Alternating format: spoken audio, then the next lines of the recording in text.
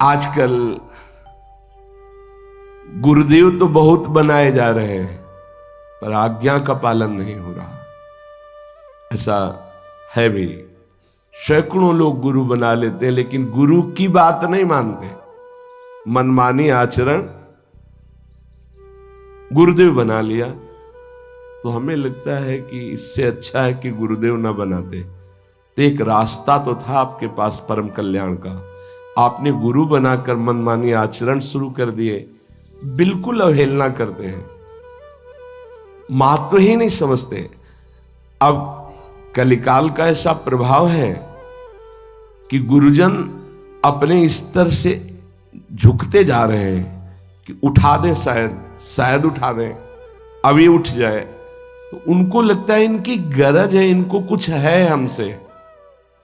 वो अपने स्थिति से उतरते हैं, उतरकर हमारी जैसी स्थिति में हमसे हंसते हैं, बात करते हैं, आकर्षण करना चाहते हैं तुम्हारे मन का, तुम्हारे चित्त का, कि तुम उनकी आज्ञा का पालन करो, पर उसकी अवहेलना होती है। चाहे जितना कोई विद्वान हो, जब तक गुरुदेव की आज्ञा का पालन नहीं करता तब तक अध्यात्म जागृत नहीं होता। गुरु सेवा का बड़ा महत्व है, पर सेवा आज्ञा पालन पे ही स्थित है। सेवा का मतलब केवल उनकी शारीरिक सेवा से नहीं है, उनकी आंतरिक इच्छा जाननी है। क्या गुरुदेव की आज्ञा है, क्या रुचि है, रुचि मिला करके चलना। लाखों कोस दूर हो गए तो भी तुम्हें दिखाई देगा गुरुदेव भगवान तुम्हारे मानस पटल पर विराजमान है, आज्ञा चक्र में गुरुदेव विराजमान है। जैसे अर्जुन के रथ की बागडोर श्री भगवान लिए, ऐसे भगवान गुरुदेव हमारे जीवन की बागडोर पकड़े हुए सच्ची एक एक कदम पर। पहले के समय में हमने देखा, पूज्यपाद उड़िया बाबा जी कहते हैं, गुरुदेव का आत्मभाव पूर्वक समर्पण। गुरुदेव ने कुछ नहीं रखा, हमको कर दिया समर्पण। नाम मंत्र सब उपासना जीवन, और हम विषयी जीव। ऐसे गुरुदेव की अवहेलना, इसीलिए रंग नहीं। हमने देखा कि पहले लोग इतनी जोर से गुरुदेव के चरणों में आत्मसमर्पण करते थे, बिना पढ़े लिखे उनके अंदर अध्यात्म विद्या जागृत हो जाती थी। आजकल बहुत पढ़े लिखे गुरु के वाक्यों में तर्क करते हैं, वो वस्तु उन्हें प्राप्त नहीं हो पाती है। हमने देखा है कि जो हमारी साधना से ठीक नहीं हुआ, गुरु के आशीर्वाद से ठीक हुआ। पूज्यपाद उड़िया बाबा, जिस दिन से भक्त गुरुदेव की शरण में चला जाता है उस दिन से उसका नया जन्म माना जाता है। गुरुदेव माता है, गुरुदेव पिता है, गुरुदेव ही हमारे आराध्य देव है। शिष्य की गुरु में आराध्य भावना अगर दृढ़ नहीं हुई, उसने ये समझा कि गुरु साधन है और इष्ट साध्य है, तो वो साध्य को नहीं प्राप्त कर पाता। जब ये भावना हो जाती कि साध्य ही अपना परिचय देने के लिए गुरुदेव के रूप में विराजमान है, ज्यों ही गुरुदेव अंदर से प्रसन्न हुए कि शिष्य गुरु के समान स्थिति को प्राप्त कर लेता है।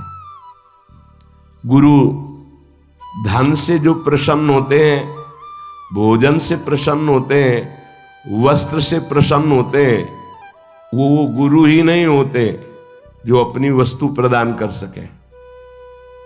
वही गुरु होते हैं जो अध्यात्म की आज्ञा पालन करने वाले पर प्रसन्न होते हैं। गुरु की पहचान बता रहे। कोई बहुत धन दे दिया तो उसको अध्यात्म विद्या थोड़ी मिल जाएगी। अगर सच्चे गुरुदेव हैं तो सिर्फ आज्ञा जो की अध्यात्म की, उसके पालन से होंगे। नहीं तो धनी लोगों को गुरुदेव की कृपा प्राप्त हो जाती है, और जिनके पास धन नहीं उनको गुरुदेव की कृपा कैसे मिलती? धन से, भोजन से, वस्त्रादि से जो प्रसन्न होते हैं गुरुदेव, वो गुरुदेव ही नहीं। जो अध्यात्म आज्ञा का पालन करने से प्रसन्न होते हैं, वो गुरुदेव भगवान हमारे अंदर अध्यात्म शक्ति जागृत कर देते हैं। यदि कोई शिष्य स्नान करने को जेव ही स्नान घर में गया और पहले गुरुदेव के चरणों का ध्यान करके जेव ही सर पे जल डाला, तो विश्व के जितने तीर्थ स्नान करने का पुण्य उसे तत्काल मिल जाता है। सर्वतीर्थावगाहस्य संप्राप्नोति फलम नरः गुरोः पादाम्बुजो स्मृत्वा जलम शिरसि धारयेत्। स्नान करने के लिए गए, पहला पात्र में जल लेकर जे ही डालने के लिए हुए, तो पहले गुरु चरणों का ध्यान किया। गुरु चरणों का ध्यान करते हुए जल डाला, तो गुरोः पादाम्बुजो स्मृत्वा जलम शिरसि धारयेत्। तो सर्वतीर्थावगाहस्य, समस्त तीर्थों के अवगाहन का उसे पुण्य। इसीलिए बहुत जल्दी भगवदाकार वृत्ति होती गुरु भक्त की। देखो, हम तुम्हें हृदय की बात बताते हैं। ईश्वर ने तो जीव को माया में फंसाया,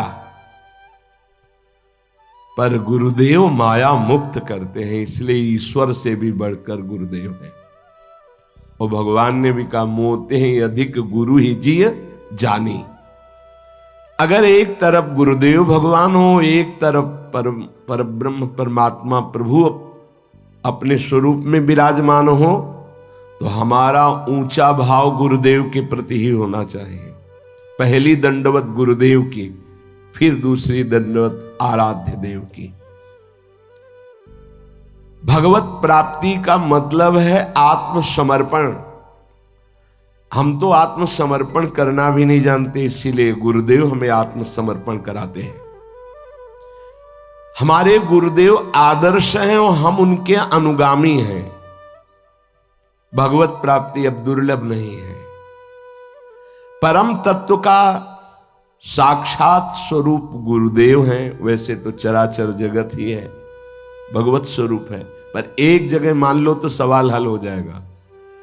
परम तत्व का साक्षात स्वरूप गुरुदेव एक जगह मान लो, तो एक से हम अनेक में बढ़ते चले जाएंगे। उसी एक का अनुभव, अखंड मंडलाकारम व्याप्तमेन चराचरम। गुरु कृपा पात्र ऐसा दर्शन करता है। परम तत्व का साक्षात स्वरूप गुरुदेव है। जो गुरुदेव की बताई हुई साधना को छोड़कर अन्य साधन करता है, कभी उसको सिद्धावस्था नहीं प्राप्त हो सकती। गुरु सेवा तज करें ये बान, यह अधर्म यह सब हानि, कानि न रसिकन में रहे। अगर गुरु प्रदत्त उपासना का त्याग कर दिया जाए, मनमानी किया जाए, तो कभी भगवत प्राप्ति नहीं, भगवत सिद्धि नहीं हो सकती। गुरु कृपा पात्र का आंतरिक प्रतिपल वैराग्य युक्त हृदय होता जाता है। सच्चा मार्ग हृदय में प्रकाशित होता है। गुरु कृपा पात्र के हृदय में गुरुदेव शिष्य को जगत तारने वाला बना देते हैं। सतरति सतरति सा लोकांतार्यति। गुरुदेव साधारण मनुष्य को महात्मा बना देते हैं। अतः गुरुदेव अनेक प्रकार के साधन मार्गों का निरूपण करते हैं। बहुत खास बात देखो, समझो। गुरुदेव अनेक प्रकार के साधन मार्गों का निरूपण करते हैं। तुम्हें केवल अपनी निष्ठा पे डटे रहना है कि गुरुदेव ने मेरे को क्या उपासना बताई है। एक प्रसंग गुरुदेव के ही दूसरे प्रसंग का खंडन करने वाला होगा। शिष्य को कभी शंका नहीं करनी चाहिए। ध्यान देना, यह बहुत खास बात है। गुरुदेव अनेक प्रकार के साधन मार्गों का निरूपण किया करते हैं। एक बार ऐसे मस्ती में चर्चा हुई थी खड़े खड़े कि जब हम विविध साधनों का उपदेश करते हैं तो तुम्हारी स्थिति कहां होती है कि यार हमको भी ये साधन करना है, ये साधन करना है, या श्री जी में होती है? महापुरुषन ने सबरस गायो देखनो ये है कि उनको हियो कहां ठहरानो ताको गहनो। गुरुदेव अनेक प्रकार के साधन सिद्धांतों का निरूपण करते हैं। एक प्रसंग दूसरे प्रसंग का खंडन करता है उन्हीं के वचन से। आपने उस सत्संग में ये कहा, इस सत्संग में ये कहा, तो उस समय वो सिद्धांत था, इस समय ये सिद्धांत। लेकिन तुमको कौन सा सिद्धांत दिया गया है? ना वो ना ये, तुम्हारा अलग सिद्धांत है। तुम्हें अपने सिद्धांत पे रहना, सुनना है, लेकिन चलना वहां जहां गुरु ने मार्ग दिया है। कभी संशय नहीं होगा। जैसे एक उपासक हैं, शरणागति एकांत में बहुत जोर की भरी गई, अब उनको लाख सिद्धांत आप उपदेश करो, वो अपनी ही बात पे रहते हैं। आप कहोगे हम गलती मान लेंगे, आप कहोगे हम हाथ जोड़ लेंगे, कान पकड़ लेंगे, उठ बैठ लेंगे, लेकिन मानेंगे नहीं। अंतर की बात वही मानेंगे कि बस आपके सिवा हमारा कोई नहीं, हम और कोई सिद्धांत नहीं। हो गई बात, आपके सिवा। अब हमारा आत्मस्मरण पूर्ण रूप से कभी आपके विरुद्ध कोई चेष्टा हो नहीं सकती, और अब हम अन्य कोई चेष्टा कर नहीं सकते। एक अनन्य निष्ठा, क्योंकि अब जिस समय जैसा अधिकारी, जिस समय जैसा प्रसंग, जिस समय जैसा सिद्धांत, वैसा वर्णन, तो तुम संशय में ना हो जाना, बहुत सावधान रहना। आपको सुनना है, चलना है अपनी ही पद्धति में, जो अपनी रसो उपासना पद्धति, चलना वहां है। यहां सब परोसा जाएगा, यहां शांत, दास, सख्य, वात्सल्य, कांता सब परोसा जाएगा। पर आपको चाहिए क्या? आप किस मार्ग के पथिक? कभी ना भूले तो शंका नहीं होगी। एक प्रसंग को दूसरे प्रसंग से जोड़े ना तो कभी संशय नहीं होगा। बाहरी अज्ञानी जीव यही करते हैं कि आपने उसमें ये बोला था, इसमें ये बोला था, तो उस समय अधिकारी इस बात का है, उस समय अधिकार उस बात का। सामने प्रसंग क्या चल रहा है, सिद्धांत क्या चल रहा है, प्रश्नकर्ता की स्थिति क्या है, बहुत प्रवीण होना चाहिए इस बात को समझने के लिए। और सबसे बड़ी प्रवीणता है कि हमको और कुछ समझने नहीं, हमको इतना समझना है जो आपने एकांत में हमें उपदेश किया है, बस उसी को हमें अपने जीवन में रमण करना है। ये हमारी दिनचर्या है, हम दिनचर्या में हैं, लेकिन हमारे हृदय की जो स्थिति है वो आपके द्वारा बताए हुए आराध्य देव के नाम मंत्र उपासना में, इसके अलावा और नहीं। शिष्य गुरु की सान्निधि भाव में अधिक से अधिक समझे। ध्यान दीजिए, गुरु की सानिध्य अवस्था भाव में अधिक से अधिक समझे, तभी काम बनेगा। जैसे एक उपासक ने प्रश्न किया कि गौशाला में जब करे तो इतने गुना इतने गुना, वो आखिरी में था कि गुरुदेव के सानिध्य में जब करे तो अनंत गुना फल मिलता है। तो वैसा कहाँ है कि हर समय गुरु बैठो हम आपके सानिध्य में जब कर रहे हैं। गुरु के सानिध्य का तात्पर्य देखो, इसमें स्पष्ट बाबा कह रहे हैं कि गुरु के सानिध्य का अधिक से अधिक भाव में। आप नाम जपने के लिए बैठे तो पहले गुरु का ध्यान किया, गुरुदेव भगवान आकर हमारे मानस पटल में विराजमान, अब मंत्र चल रहा तो गुरु के सानिध्य में, पाठ में बैठे गुरु के सानिध्य में, प्रसाद पा रहे हैं तो गुरु के सानिध्य में, शयन कर रहे हैं तो गुरु के सानिध्य में, जगे तो गुरु के हमारी चेष्टाएं गुरु के सानिध्य में हो रही। हम कभी एक क्षण भी अपने गुरुदेव से अलग नहीं है। देखो जरा, रहते हैं हम गुरु सानिध्य में। सानिध्य का मतलब समझा जाता है प्रगट। प्रगट सानिध्य कितने मिनट का है, लेकिन आंतरिक सानिध्य हर सेकंड का है। आंतरिक सानिध्य बाबा आदेश कर रहे हैं, गुरु के सानिध्य का भाव के द्वारा अधिक से अधिक अनुभव करें कि हम गुरु के समीप, हमारे गुरुदेव देख रहे हैं, हमारे गुरुदेव हमारे पास हैं, हम गुरुदेव की आज्ञा में हैं, एक क्षण भी हम गुरुदेव से बिलग नहीं है। जब कोई उपासक गुरुदेव को आत्मसमर्पण करता है तो ये 16 अध्यात्म की बातें उसके हृदय में जागृत होने लगती हैं। जब कोई उपासक गुरुदेव को आत्मसमर्पण कर देता है तो ये 16 अध्यात्म की बातें उसमें जागृत हो जाती है, सीखना नहीं पड़ता। अगर ये नहीं है तो आपके आत्मसमर्पण में कमी है। आपका अपनापन गुरुदेव से अलग शरीर में, शरीर संबंधियों में कहीं है नहीं, स्वभाव में ही आ जाएगा।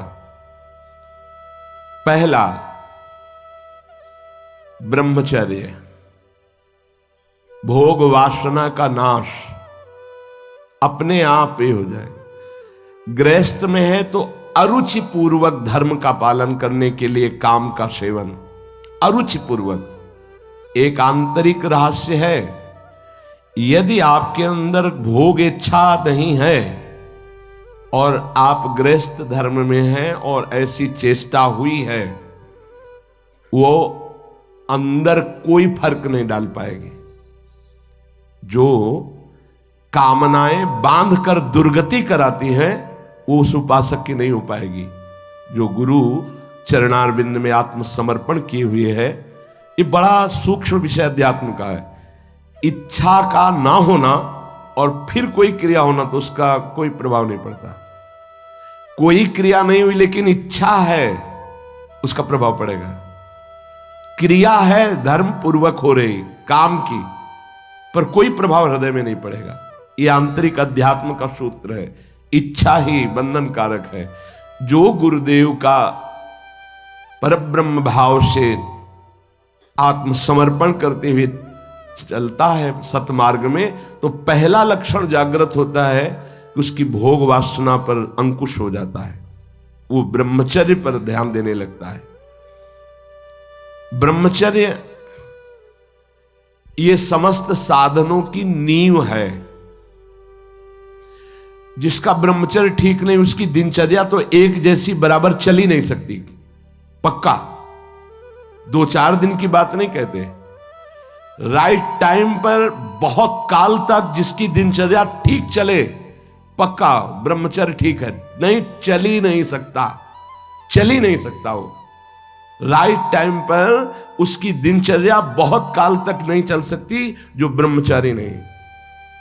और वो गृहस्थ ब्रह्मचारी ही है जो संतानोत्पत्ति के लिए, केवल भगवत आज्ञा पालन करने के लिए, गृहस्थ धर्म का निर्वाह करने के लिए, वो धर्मयुक्त काम उसकी उपासना में बाधा नहीं पहुंचा सकता। पर व्यभिचार भावना, ये गुरु शरणागत होते ही पहला अंकुश इंद्रियों पर लगता है कि वो भोग वासनाओं से निवृत्त, ब्रह्मचर्य। दूसरा, अहिंसा। मन से, वाणी से, शरीर से वो किसी को दुख पहुंचे ऐसी चेष्टा नहीं करता। जो गुरु समर्पित होता है, पहला ब्रह्मचर्य पर, बहुत अमृत है ये। अगर ये अमृत पी लिए तो भगवदामृत, प्रेमामृत, ज्ञानामृत अब कुछ दुर्लभ नहीं है। कोई भी हो, भगवद आश्रय लेकर, गुरु आश्रय लेकर इस अमृत का पान करो। बहुत कठिन है। खान पान, दृश्य, संग, बोलचाल, इनका बहुत प्रभाव पड़ता है आपके संयम पर। यदि आपका खान पान सही नहीं है, आपका देखना सही नहीं है, सुनना सही नहीं है, बोलना सही नहीं है, तो आपका ब्रह्मचर्य सही नहीं होगा। ब्रह्मचर्य को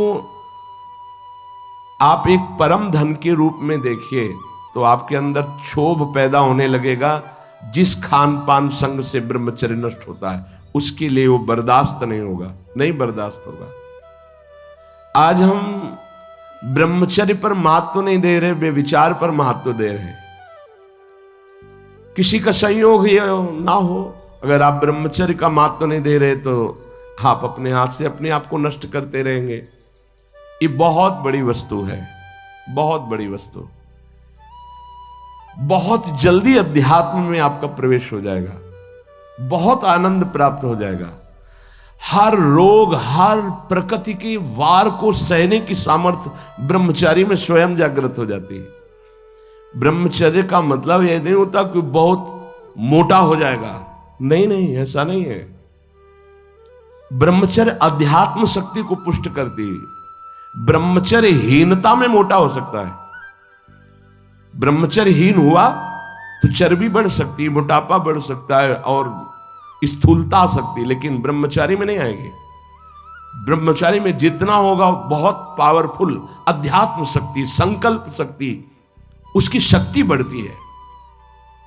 अगर कहीं बाल्यावस्था से कुछ वर्षों तक ब्रह्मचर्य ठीक रखा जाए और प्राणवायु का संशोधन प्राणायाम होता रहे तो भगवत चिंतन करने वाले उपासक की फिर ऊर्ध्वगामी ब्रह्मचर्य हो जाता है। बस जहां ऊर्ध्वगामी हुआ फिर भगवत मार्ग में सहजता आ जाती है। अब वो अधोगामी जो उसकी गति थी अब वो जल्दी नहीं होगी। ऐसे ऐसे उपासक है 10-10 वर्ष हो जाते हैं, कभी स्वप्न दोष नहीं होता। 10-10 वर्ष क्यों? क्योंकि उसका चिंतन नहीं होना चाहिए। मनोवाह नाड़ी जो शरीर के अंदर है, जैसे दूध में घी समाया हुआ है, वो कहीं एक स्थान पे नहीं है, ऐसे पूरे शरीर में समाया हुआ है। वो जैसे दूध को हम औटाकर गर्म करके दही बना के फिर उससे मक्खन निकालते, फिर घी निकलता है, ऐसे एक नाड़ी है मनोवाह, उसमें इतनी चिंतन से गर्मी पैदा होती कि तत्काल पूरे रक्त से वो उसको घसीट लेती है और मनोवाह नाड़ी फिर उसे बाहर कर देती है। चिंतन आपका ठीक हो, तभी कहा है इच्छा रहित तो कुछ नहीं बिगड़ने वाला। संत सदगुरुदेव का आश्रय लेने पर सबसे पहला कदम ब्रह्मचर्य पर होता है। अगर ब्रह्मचर्य ठीक है तो आपकी दिनचर्या ठीक है। सर्दी, गर्मी, बरसात, रोग, शोक, मान अपमान, दुख सुख सब कुछ आनंद पूर्वक सहने की सामर्थ्य आती है। जितना ब्रह्मचर्य क्षीण होता जाएगा उतनी आपको अधिक सर्दी लगेगी, अधिक गर्मी लगेगी, चिड़चिड़ा स्वभाव हो जाएगा, कुछ कार्य करने का मन नहीं, पड़े रहने का मन रहेगा, आपके अंग प्रत्यंग ये प्रमादी हो जाएंगे, इंद्रियां प्रमादी हो जाएंगी। ब्रह्मचर्य में एक अलौकिक तेज रहता है। हर इंद्रिय, चेष्टायु, हर क्रिया जो भागवतिक व्यवहारिक, उसमें एक नवीन उत्साह बना रहता है। इसलिए परमार्थ के व्यवहार के जो भी कार्य करने हमें जो पावर चाहिए वो ब्रह्मचर्य से। अब ये जो सूत्र जब गुरुकुल में भर्ती होते थे, गुरु शरण होते थे, तो सबको 20-25 वर्ष तक ब्रह्मचर्य ही रहना होता था। अब ये आज का जो आधुनिक पढ़ाई, इसमें ब्रह्मचर्य का कोई महत्व ही नहीं है। ये तो भगवान की कृपा से कुछ संत महात्माओं के ऐसे वचन, तो उनसे पता चलता है कि ब्रह्मचर्य भी कोई है, नहीं तो किसी को पता ही नहीं कि ब्रह्मचर्य किसे कहते हैं। बस मनमानी आचरण करना, नए नए बच्चों में संस्कार ऐसे बिगड़ गए, वो जानते ही नहीं कि मैं क्या खिलवाड़ कर रहा हूं अपने जीवन के साथ। गुरु के पास आत्मसमर्पण करने से पहला लक्षण जागृत होता है ब्रह्मचर्य। दूसरा अहिंसा, किसी को भी मन वचन शरीर से हमें दुख नहीं देना, अपमान नहीं करना, मन से भी हमें किसी का मंगल नहीं सोचना। नहीं, मन से अगर हम किसी का मंगल सोचते हैं तो उसका मंगल होगा कि नहीं होगा पता नहीं, आप कितने बड़े तपस्वी हैं, पर आपका मंगल जरूर हो गया, उसी क्षण हो गया जिस क्षण आपने दूसरे का मंगल सोचा। ये हमने संत महापुरुषों से सुना है। मन के द्वारा जब किसी का मंगल सोचा जाता है कि इसका ऐसे दुख पहुंचे, ऐसे इसका नाश होगा कि नहीं उसका वो तो भगवान जाने, लेकिन तुम्हारा अभी हो गया, तुम्हारा पतन हो गया, तुम्हारा मन मलिन हो गया, कितना साधन करने पर वो पवित्र होगा। तीसरा, जब हम गुरुदेव के सानिध्य में रहते हैं तो सुख और दुख दोनों को समान भाव से सहने की सामर्थ्य प्राप्त होती है। जो गुरुदेव का कृपा पात्र होता है वो सुख दुख में समान भाव रखता है। प्रायः ऐसा नहीं है। सुख में तो हमारी अनुकूलता रहती है तो गुरु बुद्धि बनी रहती है या कृपा है हम पर ऐसा, लेकिन जब दुख आता है तब गुरुदेव की कृपा है, प्रभु की कृपा है और हम आनंद पूर्वक उस दुख को सहें। ऐसी क्षमता केवल गुरु को आत्मसमर्पण करने वाले पर ही अवतरित होती है। ये क्षमता उतरती है, ये सामर्थ्य है अंदर, दुख सुख को सहने की सामर्थ्य।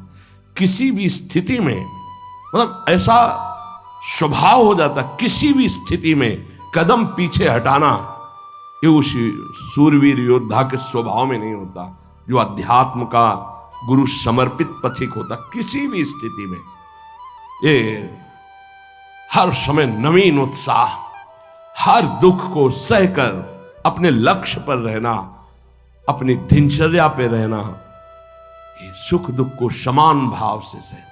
सुख में तो सब जय जय बोल रहे हैं, जब दुख में जय बोले और सुख दुख समान स्थिति, जैसी दिनचर्या तुम्हारी सुखद वैसी दुख परिस्थिति में भी वैसी ही दिनचर्या, जैसा तुम्हारा भाव अनुकूल सुख में गुरुदेव के प्रति वैसी दुख परिस्थिति में प्रतिकूलता में भी वैसा ही भाव ये गुरु कृपा से प्राप्त होता है। चौथा, जो गुरु शरणागत होता है उसको सर्वत्र भगवत दर्शन का भाव जागृत होता है।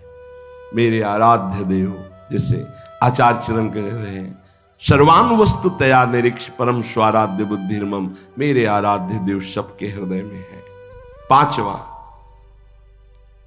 अब इस संसार में मुझे कुछ प्राप्त करना नहीं, मुझे केवल भगवान की प्राप्ति करनी है। ये गुरु कृपा से आता है। गुरु कृपा पात्र के हृदय में भगवत प्राप्ति का लक्ष्य दृढ़ हो जाता है। भगवान कैवल्य वस्तु है, परम तत्व है, अब तो भगवत प्राप्ति करनी है।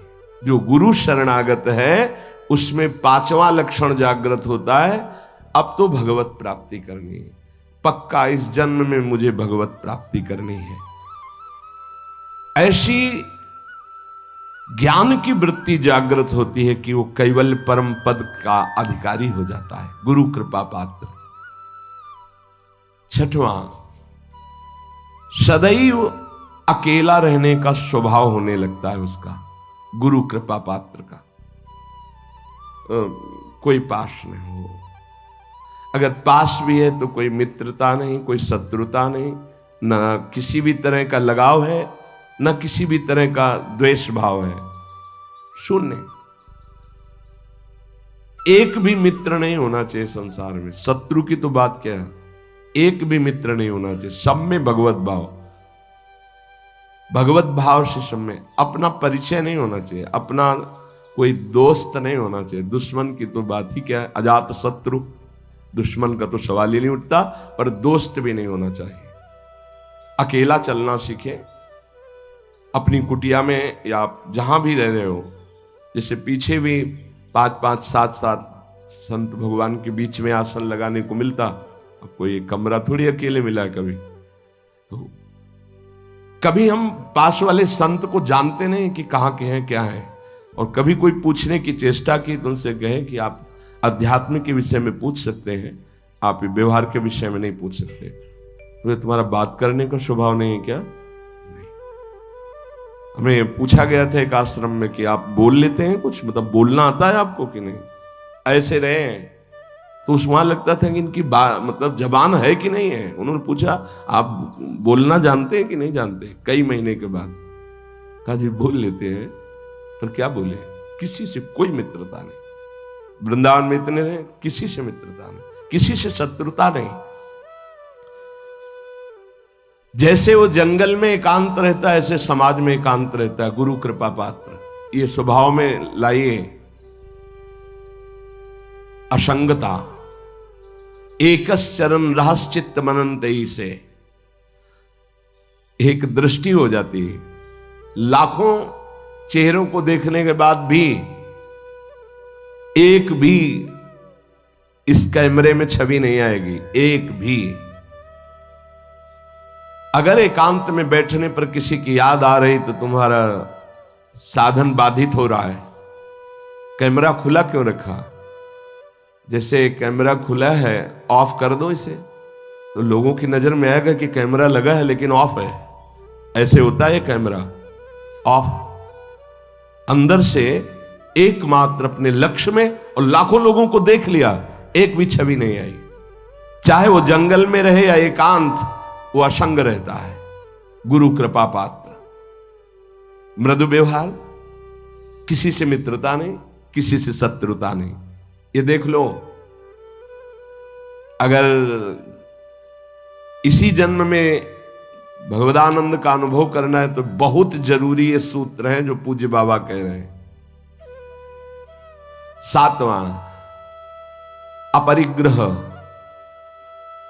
उसका संचय करने का स्वभाव नहीं, संचय करने के स्वभाव से वो रहित हो जाता है। जब जो आवश्यकता होगी प्रभु दे देंगे, संचय क्या करना। और आप दें या ना दें हमारी चिंता नहीं। वो कह रहे हैं योगक्षेमम वहाम्यहम्, वो खुद देखें। हमारे जीवन का लक्ष्य उनकी आज्ञा का पालन करना। अब इस जीवन का भार उनके ऊपर है। कोई कह सकता है गृहस्थी में ऐसा कैसे? गृहस्थी में जिसने कर दिया, महान संत चरित्र लिखे हुए हैं, पढ़ के देख लो। बेटी के यहां भात भरने जा रहे हैं तो ठाकुर जी भर रहे हैं, बेटे का ब्याह है तो ठाकुर जी चल रहे हैं साफा बांधे, कोई जान नहीं पा रहा कि ठाकुर जी है। भार आपको, हमारा कर्तव्य आपका चिंतन और आपकी आज्ञा का पालन। आप सब देखें, बहुत अच्छे से संभाल लेते हैं, अखिल कोटि ब्रह्मांड नायक है। और विरक्त को एकदम आकाश छोड़ती। ये बहुत अमृतमयी वृत्ति है, माधुकरी वृत्ति से भी श्रेष्ठ आकाश वृत्ति।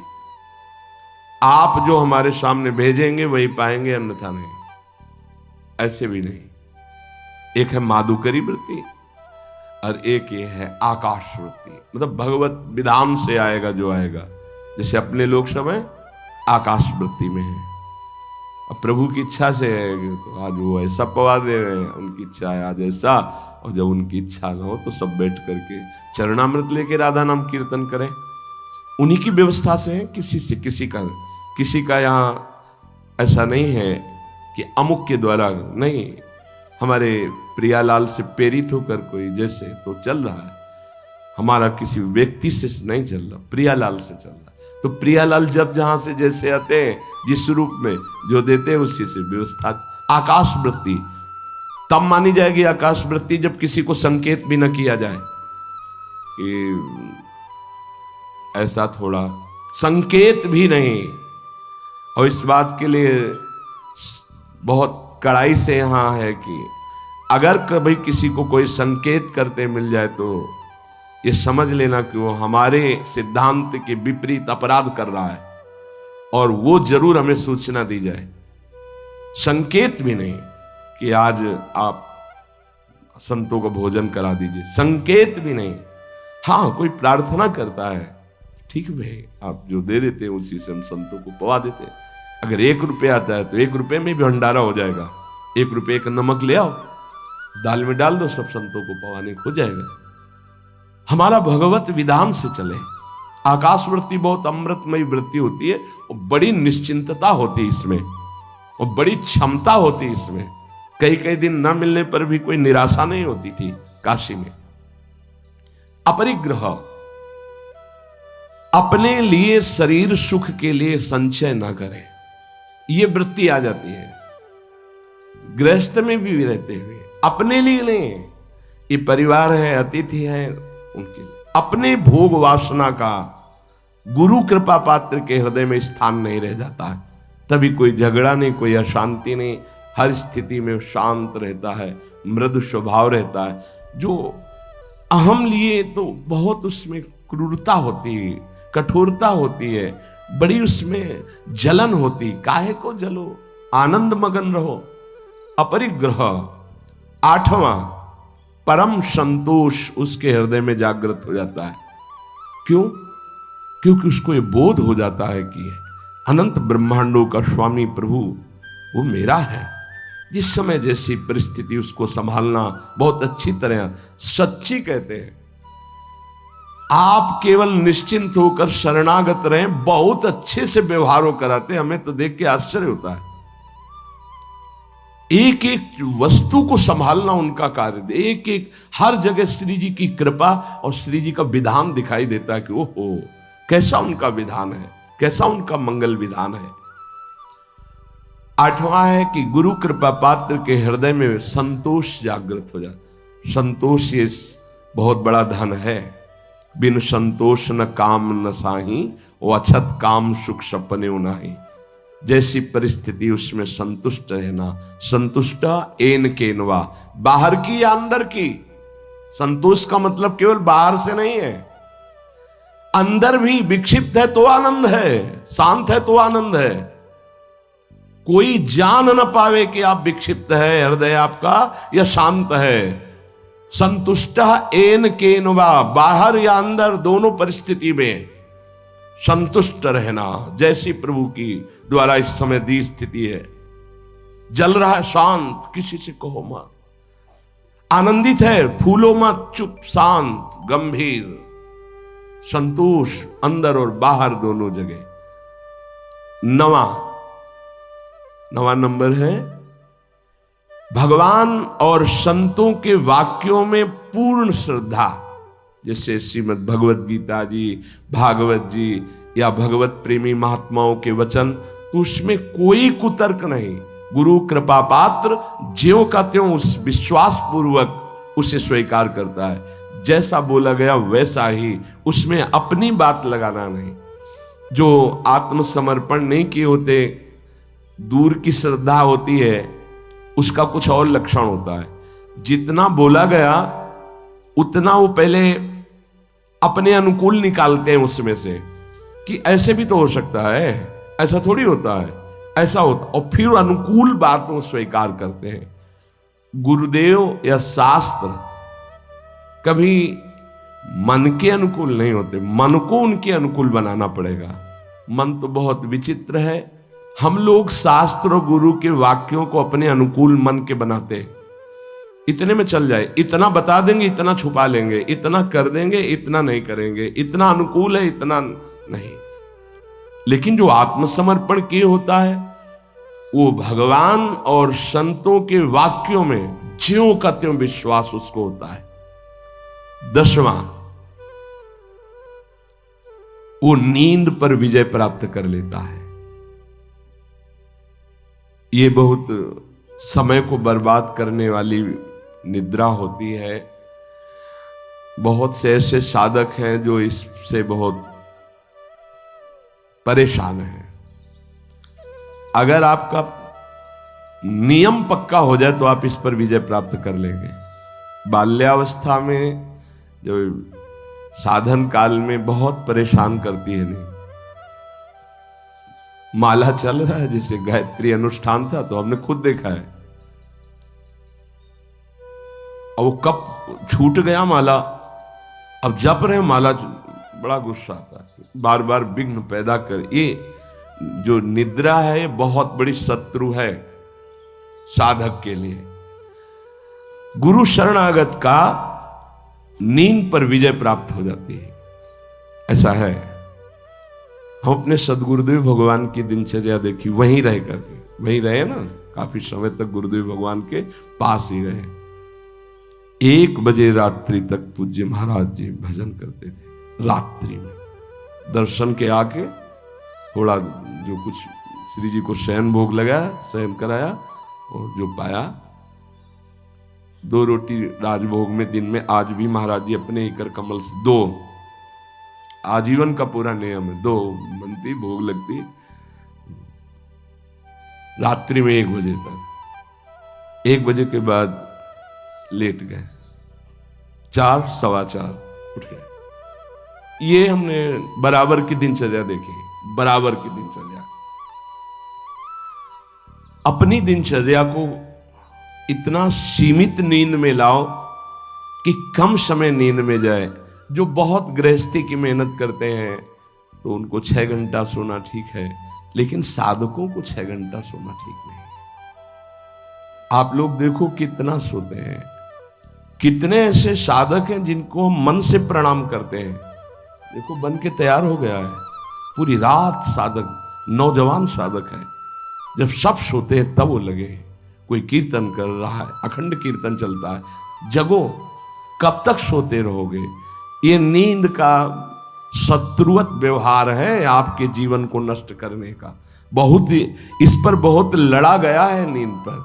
हाँ, सच्ची कहते हैं ये दरिद्रता है, ये बहुत बड़ी जीवन की हानि है। आपका शरीर अस्वस्थ रहेगा, आपके सब अंग जो क्रियाशील होने चाहिए, आप सुषुप्ति में आप उन जीवन को, जीवनी शक्ति को नष्ट कर रहे। थोड़ा सा युक्ताहार विहार से थोड़ा सा नींद ले लो, जरूरी है। 3 घंटे ले लो, 4 घंटे ले लो, ये पड़े रहना बहुत दरिद्रता है। ये नींद जो है ये हमें भगवत प्राप्ति में बड़ी बाधा पहुंचाती है, तमोगुण का लक्षण है, इसमें उठना चाहिए। 11वां है, जो गुरु कृपा पात्र है उसके हृदय में 3 दंड प्रकाशित हो जाते हैं। 3 दंड, मनोदंड, वागदंड और कर्मदंड, ये प्रकाशित हो जाते हैं। मनोदंड, उसकी ताकत नहीं मन की कि कुछ विपरीत सोचवा सके। वागदंड, वाणी की ताकत नहीं कि कुछ बुलवा सके गलत। और कर्मदंड, शरीर की ताकत नहीं कि कुछ गलत करवा सके। ये 3 दंड उसके अंदर प्रकट हो जाते हैं। और आप प्रायः देखते हैं काशी के संन्यास मार्ग में जो दंड दिया जाता है उन्हें त्रिदंडी स्वामी कहा जाता है। 11 स्कंद में भागवत में लिखा है यही। मन का निसंकल्प होना दंड, वाणी का मौन होना दंड, और कर्म का न्यास कर देना, त्याग कर देना। अगर ये 3 दंड है तो त्रिदंड लेना सार्थक हुआ। तो यहां कह रहे गुरु कृपा पात्र के अंदर 3 दंड जागृत हो जाते हैं। मनोदंड, मन की ताकत नहीं कि आज्ञा के विपरीत चल सके। वागदंड, वाणी की ताकत नहीं कि फजूल की वार्ता, बेकार की वार्ता, गलत अश्लील भाषण या ऐसा प्रपंच वार्ता, ग्राम्य कथा, निंदा स्तुति, ये सब नहीं। वागदंड। कर्मदंड, शास्त्र विरुद्ध आचरण उससे हो ही नहीं सकते, भूल न दे कुमारक पाऊं। 12वां, गुरु कृपा पात्र के ध्यान में आराध्य देव झलकते हैं, झलकने लगते हैं। ये गुरु कृपा से ही होता है। आराध्य देव उसके ध्यान में, जैसे हम आंख खुले हुए तो ऐसे आंख खुली हो तो आपके भाव में वो विराजमान है। वहां ये ध्यान नहीं करना कि आंख मूंद कर कैसे चरणारविंद, ऐसे खुली आंख में सांवले चरणारविंद, गोरे चरणारविंद, उनका पीतांबर नीलांबर पूरा गुरु कृपा से हो हर समय भाव देह में। अगर अंदर से देहाभिमान, देह धर्म, तो फिर ये नहीं आएगा। और जब अंदर से अपने भाव में, तो भावोत्सवेन भजताम रस काम धेनुम, चाहे आंख खुली हो, चाहे बंद हो, चाहे बहिर्मुख हो, चाहे अंतर्मुख हो, उसमें कोई फर्क नहीं पड़ता। गुरु कृपा पात्र में प्रभु का, आराध्य देव का, उनका ध्यान बसर वही रूप छके घूमत रहे, तन को तनिक न भान। हर समय रूप विराजमान हो जाता है गुरु कृपा पात्र में। 13वां, प्रभु की चर्चा सुनने में, प्रभु का नाम कीर्तन सुनने में उसकी आसक्ति हो जाती है।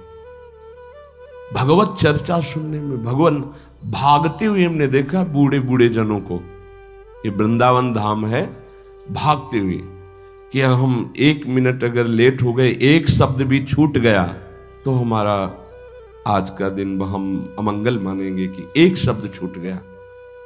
सत्संग में क्या सुना वो पकड़ नहीं होती। पकड़ो, सत्संग को पकड़ो। जो गुरु कृपा पात्र होता है उसकी श्रवणेन्द्री आसक्ति पूर्वक चर्चा सुनती है, सत्संग की, भगवत चर्चा, नाम कीर्तन। और 14, स्त्री, पुत्र, घर, संपत्ति, इन सब से उसका राग खत्म हो जाता है गुरु कृपा पात्र का। नरसिंह मेहता जी का जब पुत्र पधारा तो करताल लेकर नाच रहे हैं। श्रीवास जी के घर में जब पुत्र पधारा तो कीर्तन में उन्मत्त हो रहे हैं। क्योंकि मेरा नहीं, प्रभु का था, इतने दिनों के लिए आया था, अब वो चला गया। उसका राग नहीं रहता। गुरु कृपा पात्र का स्त्री पुत्र गृह एवं संपत्ति पे राग नहीं रहता। तो जो विरक्त है उनका राग न शरीर में होना चाहिए और न किसी वस्तु स्थान पे होना चाहिए। सच्ची मानी, कहीं किंचन मात्र अपनापन नहीं होना चाहिए। बस श्री जी का इधर, श्री जी का इधर, कहीं भी अपनापन नहीं होना चाहिए। जहां अपनापन होगा वहीं आ जाओगे। अपनापन केवल लाडली लाल से हो और जैसे वो रखे उनका विधान। अपनापन अंदर वाला कहीं नहीं होना चाहिए। ये गुरु कृपा पात्र में ये अपनापन सुरक्षित आराध्य देव में लगता है। इसीलिए स्त्री पुत्र गृह संपत्ति मकान इनमें उनकी आसक्ति नहीं होती जो गुरु कृपा पात्र जन होते हैं। 15वां, भक्तों से कैसे प्रेम किया जाता है, ये भाव आ जाता है। भक्तों से कैसे प्रेम किया जाता है, भगवान से भी बढ़कर जिनके अंदर भक्तों के प्रति भाव आ गया, धन्याति धन्य हो गए। भगवान स्वयं कह रहे, मोते अधिक संत कर ले। ओहो, वास्तव मेरे भगवान के पार्षद प्रेमी जनों के दर्शन, अहो वास्तविक आनंद की प्राप्ति होती है। जब भगवत अनुरागी संतों का सानिध्य मिलता है तो दिन भर एक फूलन होती है। जिस दिन एकांतिक में कोई संत नहीं आता उस दिन हमारा मन निराश हो जाता है। प्रगट में आज अधूरा एकांतिक रहा, संत भगवान नहीं पधारे। और जिस दिन संत भगवान के वैसे कृपा होती है, चाहे एक दो संत भगवान आए पर दर्शन हो जाते हैं, पर बाई चांस कभी अगर दर्शन ना हुए तो हृदय जलता है। ये हमारा ठीक है देश सत्संग सब, लेकिन संत दर्शन, संत भगवान कृपा करके पधारे, ये जीवन की हमारी उपलब्धि है। जो प्रभु मोहि अनुग्रह कीन्हा तो तुम आई दरस हठ दीना। अपनी तरफ से आकर जब दर्शन देते हैं तो मन नाच पड़ता है, मेरे प्रभु मेरी लाडली लाल की कृपा ना होती तो संत दर्शन कैसे देते आकर। भक्तजनों से प्रेम, भक्तजनों का आदर, भक्तजनों के प्रति भाव, ये गुरु कृपा से आता है। गुरु सोई जो साधु सेवावे और साधु सोई जो विषय छुड़ावे, हरिराम व्यास जी ने कहा। और 16वां, चराचर जगत के प्रति सेवक भाव अपना प्रकट हो जाना। जैसे गोस्वामी जी, सिय राम मैं सब जग जानी, करो प्रणाम जोरी जुग पानी। पूरा जगत हमारे प्रिया प्रीतम का स्वरूप है। सब जगत के जितने भी चराचर हैं इन सबका मैं सेवक हूं। ये आखिरी गुरु कृपा पात्र में लक्षण प्रकट होता है, चराचर जगत का सेवक। ये बहुत बड़ी बात है। चराचर जगत का सेवक सिर्फ श्री भगवान ही होते हैं, या श्री भगवत भाव को प्राप्त हुआ वो महापुरुष होता है। सो अनन्य गति जाके असमति न टरे हनुमंत, मैं सेवक सचराचर रूप स्वामी भगवंत। ये बहुत अंतिम विश्राम स्थिति, चराचर जगत मेरे आराध्य का रूप है और मैं सबका सेवक हूं। ये गुरु कृपा पात्र में आता है। नहीं तो सबका स्वामी बनने में सुख मन को है, सेवक बनने में नहीं है। वो वास्तविक परमानंद की बाढ़ सेवक बनने में ही आएगी। पर सेवक वही है जो सुख की चाह छोड़ दे। सेवक सुख चाह मान भिखारी, व्यसनी धन शुभ गति व्यभिचारी। सेवक तो स्वामी को सुख पहुंचाने में ही आनंदित रहता है, उसको सुख वांछा होती नहीं, वही सेवक है। पूज्य श्री उड़िया बाबा जी महाराज चलते फिरते ब्रह्म साक्षात। तो ये 16 बातें अपने जीवन में साधक को उतारनी। पहला, गुरु कृपा पात्र के हृदय में ब्रह्मचर्य का संयम प्रकट होता है, साधन ब्रह्मचर्य। दूसरा, अहिंसा, किसी को मन वचन कर्म से दुख ना पहुंचाना। तीसरा, सुख दुख में समान भाव। चौथा, भगवत प्राप्ति की प्रबल लालसा। पांचवा, एकमात्र मेरे आराध्य देव सबके हृदय में बैठे हैं। छठवां, चाहे जंगल में हो या सभा में असंग रहे, एकांत भाव अंदर रखे, सब में भगवत भाव, ना किसी से मित्रता ना किसी से शत्रुता। सातवां, अपरिग्रह, अपने लिए कुछ ना चाहे ना संग्रह करे, हमारा जीवन प्रभु के हवाले है, गुरुदेव के हवाले है। आठवां, संतोष रूपी परम धन उस उपासक के हृदय में जागृत हो जाता है। नवां, भगवान और संतों के वचनों में दृढ़ विश्वास हो जाता है। दसवां, वो निद्रा का त्यागी होता है। 11वां, मनोदंड, वागदंड, कर्मदंड, ये 3 दंड उसके हृदय में प्रकाशित हो जाते हैं, सामर्थ्य है ये। 12वां, अपने आराध्य देव का ध्यान हर समय गुरु कृपा से उसके भाव में बना रहता है। 13वां, वो भगवान की चर्चा और नाम कीर्तन सुनने में बहुत आसक्ति रखता है। यह हनुमान जी के लिए आया है। जहां कोई नाम कीर्तन करने लगे, जहां कथा होने लगे, तो महाराज वहां आंसू प्रवाह करते हुए बैठे रहते हैं। यत्र यत्र रघुनाथ कीर्तनम तत्र तत्र कृतमस्त कांजिलम वाष्पवारि परिपूर्ण लोचनम मारुतिम नमत राक्षसांतकम। हनुमान जी महाराज आंसू बहाते हुए कथा सुनते हैं, नाम कीर्तन सुनते हैं। भक्त में ये आसक्ति होती, जहां कहीं भगवत चर्चा, जहां कहीं नाम कीर्तन, पूरी एकाग्रता से श्रवणेन्द्रिय से सुनना। 14, स्त्री पुत्र गृह संपत्ति मकान आदि की आसक्ति का त्याग गुरु कृपा से। 15वां, भगवत प्रेमी भक्तों से कैसे हमारा व्यवहार होना चाहिए। 16वां, संपूर्ण चराचर जगत का मैं सेवक हूं और मेरे सब स्वामी हैं। इतनी दैन्यता, संपूर्ण चराचर जगत हमारा स्वामी है और हम सेवक हैं। यह 16 लक्षण शरणागत के हृदय में जागृत हो जाते हैं। अपने को बार बार इनका चिंतन करके अपने में जागृत करना है। जब ये लक्षण अंदर आ जाएंगे तो पूर्ण परमार्थी हो गया और वस्तु हृदय में है, आनंद की बाढ़ हृदय में है। ये सब लाने के लिए एक बात पकड़ लो, मन लगे ना लगे, श्रद्धा हो या ना हो, नाम जप करते रहो, ये सब आ जाएंगे। राधा राधा राधा राधा निरंतर नाम जप करो तो जितने भागवतिक सद्गुण बताए गए हैं ये सब हृदय में अपने आप जागृत हो जाएंगे। श्री राधा वल्लभ लाल की।